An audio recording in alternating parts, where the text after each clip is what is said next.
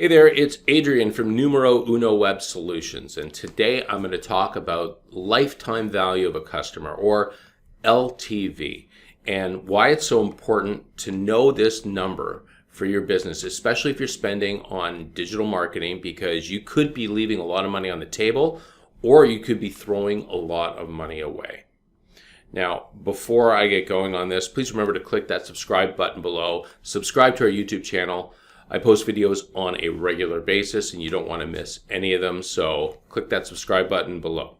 Okay, LTV, or lifetime value of a customer. Why is it so important to know this metric?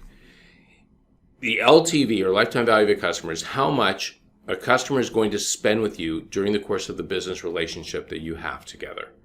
It's important to know that because it will determine whether you are getting a positive ROI or a negative ROI on your marketing campaigns. And a lot of companies don't know this number.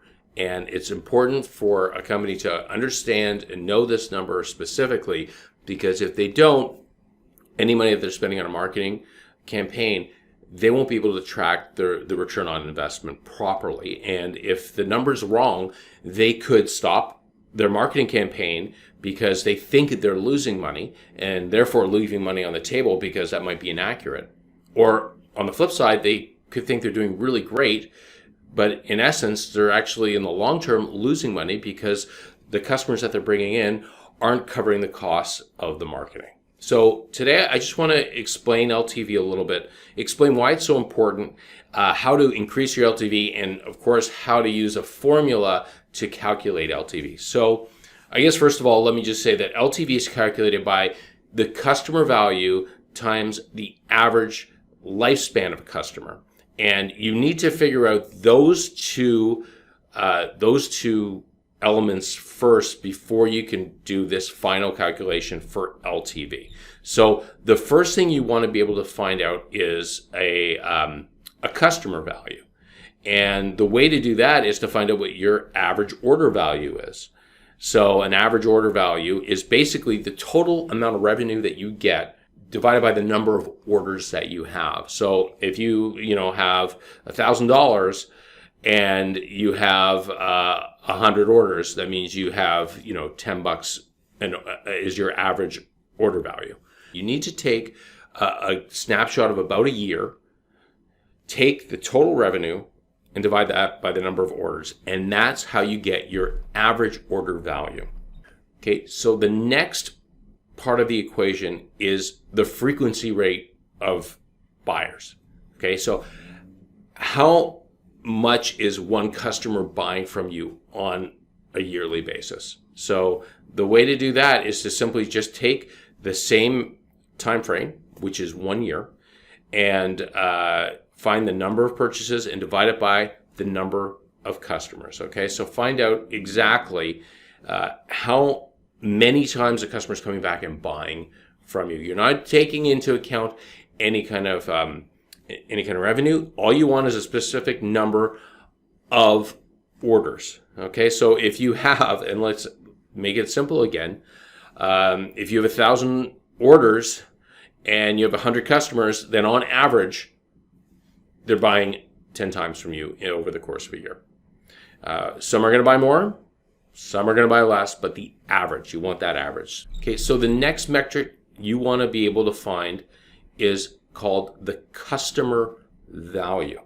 And that's where you take that average order value, the first formula I mentioned, and you multiply it by that frequency rate, the last one I just mentioned. So that way you can find out what the customer value is. So now you have that customer value. Now it's time to go on to the fourth formula, which is the customer lifespan. Okay, so this is where you're averaging the number of years that this customer is continuing that business relation, like it's continuing to purchase from you. So basically, what you want to do is you want to take the sum of the customer lifespan. So when I say customer lifespan, we're talking about if a customer is with you for 3 months versus somebody who's with you for 48 months or 72 months. You want to take that sum and you want to divide it by the number of customers you have. And that will tell you how long a customer is actually with you. Okay, so how many years, months, heck, maybe even weeks that on average a customer is with you. So once you have that, okay, so you have your customer value, which I'll remind you again is your average order value multiplied by the frequency rate, and you have that customer lifespan, which is the sum of all your customers' lifespans divided by the number of customers.